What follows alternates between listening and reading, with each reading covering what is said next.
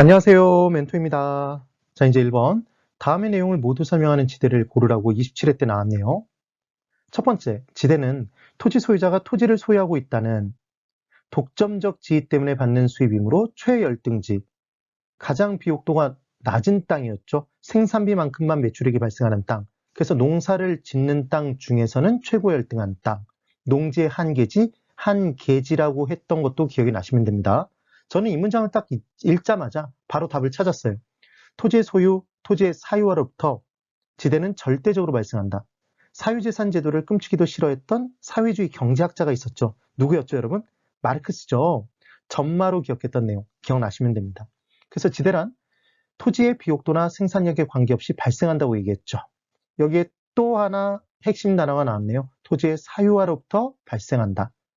그래서 우리 외울 때 어떻게 외웠었냐면 받는 것에 차이가 나니까 적게 받은 전마가 입 튀어나온 애 기억나세요? 그래서 차액지대설은 리카르도, 절대지대설은 마르크스였죠.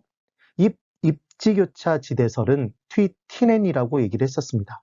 입이 튀어나오면 입의 위치가 달라지고 상급지, 중급지, 하급지 절대적으로 똑같이 투입되는 건 뭐였죠? 생산비는 똑같이 투입되더라.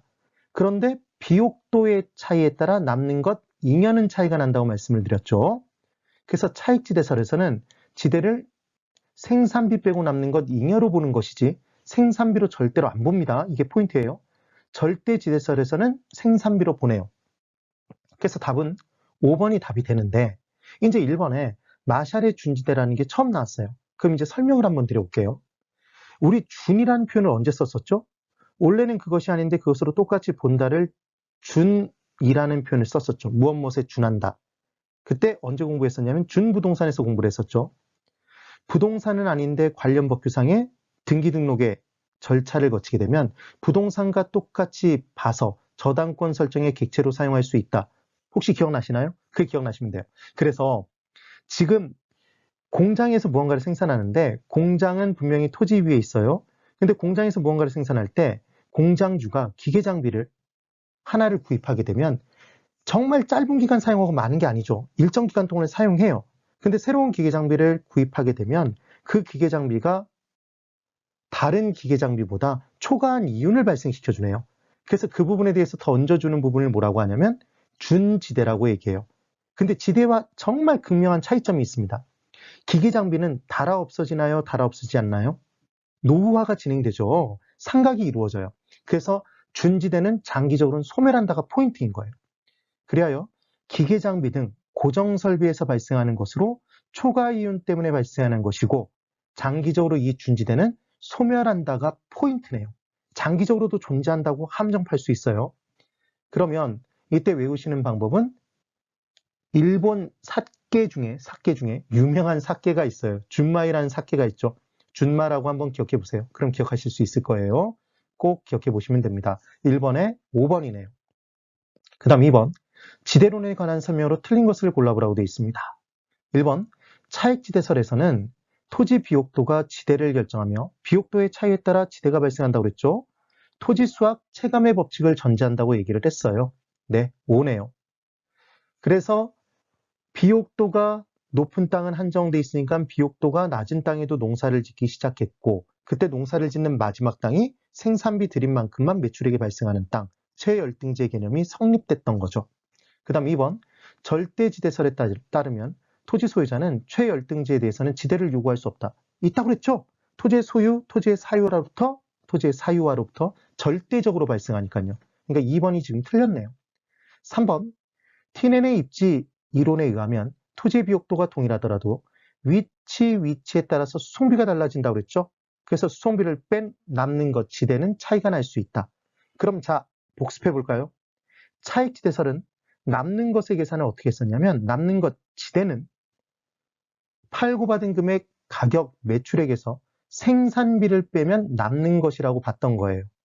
그런데 이렇게 말을 하면 그 생산한 곳에서 바로 팔 수 있다는 얘기잖아요. 현실적이지 못하죠. 시장까지 날라야 되는 거죠.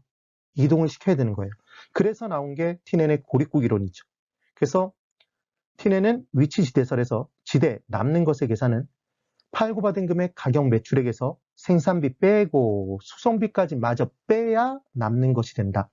그러면 위치가 중심에서 멀어져 있는 지역일수록 수송비가 많이 발생하니까 그만큼 수송비를 뺀 지대는 작아진다고 얘기했던 거죠.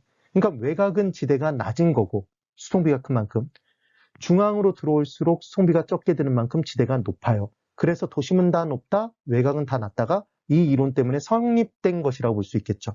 설명한 최초의 이론이라고 보시면 돼요. 그래서 위치 문제를 강조한 내용이기 때문에 현실에 가장 부합되므로 가장 각광받는 이론, 모든 내용에 영향을 끼친 이론이 티넨의 고립국 이론이었어요. 꼭 한번 기억해 보세요. 그 다음, 그래서 수송비는 위치에 따라 달라집니다. 4번, 입찰 지대설이 있었어요. 입찰 지대설. 그러면 각각의 토지가 있을 때 얘는 말 그대로 입찰 경쟁을 붙여서 가장 높은 지대를 지불할 의사가 있는 용도의 토지 이용을 할당해 주는 거죠. 토지를 배분해 주는 거예요. 그래서 얘를 입찰 경쟁 지대라고도 표현합니다. 그러면 경쟁은 여러분 왜 나타났었죠? 초과이윤 때문에 발생했었죠. 그럼 경쟁의 결과 뭐는 소멸된다? 초과이윤은 소멸된다고 얘기했죠. 그러니까 입찰지대는 초과이윤이 0이 되는 지대인 거예요.